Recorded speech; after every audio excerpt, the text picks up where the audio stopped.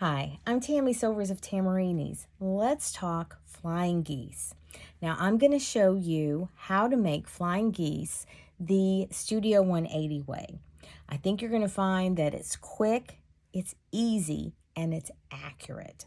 So, before we jump into making our units, let's talk about the tools. I am going to recommend the Studio 180 wing clipper. We're going to use this to trim our units down, and I think you're going to find it makes it a breeze. I'm also going to recommend the magic wand. Now, if you're not familiar with this, let me hold it up to the camera. And do you see that laser line that runs down the center? That is your 1/4 inch line. It is a 1/4 inch from that laser line to the outside edge at the top and to the outside edge at the bottom. And this becomes super handy when you're marking for a lot of different units. We'll see that in action in a little bit. Now, this may surprise you, but I'm going to show you why. I absolutely love my stiletto, and when I'm making flying geese units, I tend to use it a lot, and you'll see why. You're going to want a fabric marking tool. Whatever works for you. I personally like the Clover Choco markers. They come in a variety of colors, and therefore I can choose what's going to work best on the fabrics that I'm working with. I also like this Duo Fine Line fabric marking pen, but on the negative side, it is a pen, and therefore the ink color may not show up on some of your darker fabrics. If you're a pinner and you want a little extra security, always have some quality pens that are going to make pinning super easy for you. All right, so let's jump in to making our flying geese the Studio 180 way. We are going to start with a large square. This is going to be our goose, the center of our unit, and we're going to have 4 smaller squares. Now, you're probably, maybe, familiar with the no-waste flying geese technique, and this is pretty much what it is, with a few slight differences. One, when you cut your smaller squares and you place them right sides together on your larger square, you're going to nudge them in just a few threads. So I don't have a measurement. It's not like it's a 32nd of an inch or anything like that, but it's just nudged in just a few threads. Okay. And then we're going to take that magic wand that I showed you, and we are going to place that laser line on the corner. So I've got it down here on this bottom corner, and I'm marking it here. I've got it on the corner of this smaller square, and then I'm going to mark. And I'm going to mark as far as I can. You may notice that I'm working with a unit that is slightly larger than the magic wand allows, but hey guys, that is no big deal, and I'm going to show you why. Okay, so I'm marking because these are going to be my sewing lines. All right, so then I'm just going to slide my tool on up.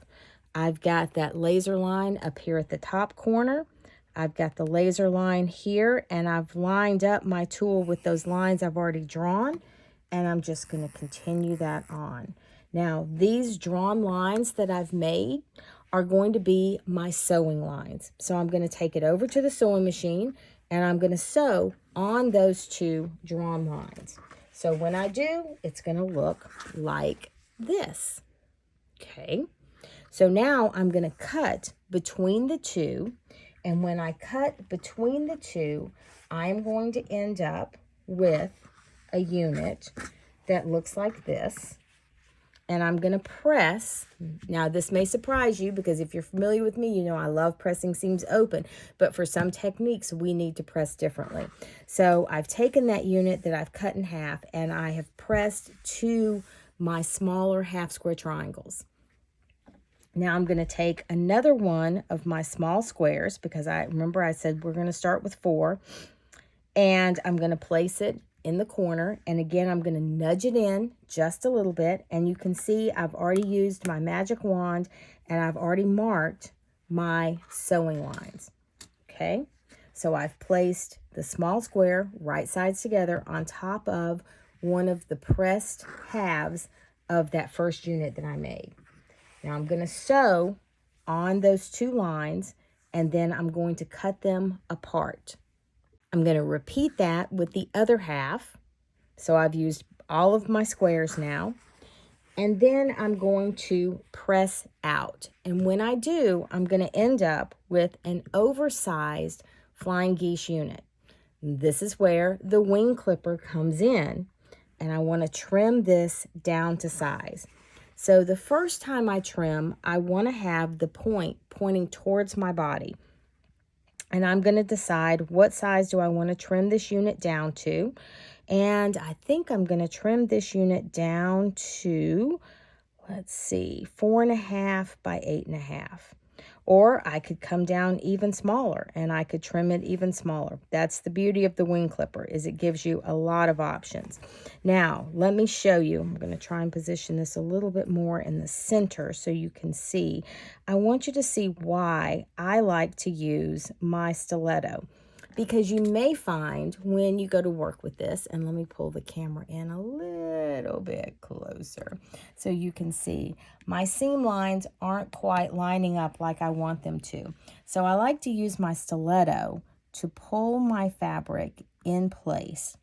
Fabric is malleable and we can control it. So I've pulled this one so it lines up. I'm going to hold my ruler in place.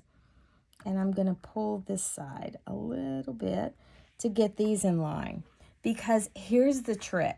This is the truth. If I can manipulate the fabric under the ruler, I can do the same thing when I'm sewing. What I'm looking for is I need this seam to go all the way to the corner here. And I need this seam to go all the way to that line right there. All right, so I've lined it up. My seam line is now on my V that's marked on the ruler, and I'm going to trim up. And if you have a pain point, it's going to be right here where that seam is thick, and I'm going to trim across. Okay, good ruler practice. You can see I removed my trims before I let up on the tool. So now I'm going to pick this unit up. I'm going to rotate it. And now, instead of matching my V up down here, I want to match my V up here at the top. And again, I may need to use my stiletto to nudge things into place because I don't want any points cut off. Okay, so now I've got the cut edge here and along here. I have used my stiletto to make sure that my fabric is coming to a perfect point here. And I'm going to trim up and across. I'm going to trim off all of those little edges so that I end up with a perfect flying geese unit. Now, this is the no waste method using the wing clipper, and it is going to yield 4 identical flying geese units. So you can see how quick and easy it is. So I hope that's been helpful. Until next time, happy stitching.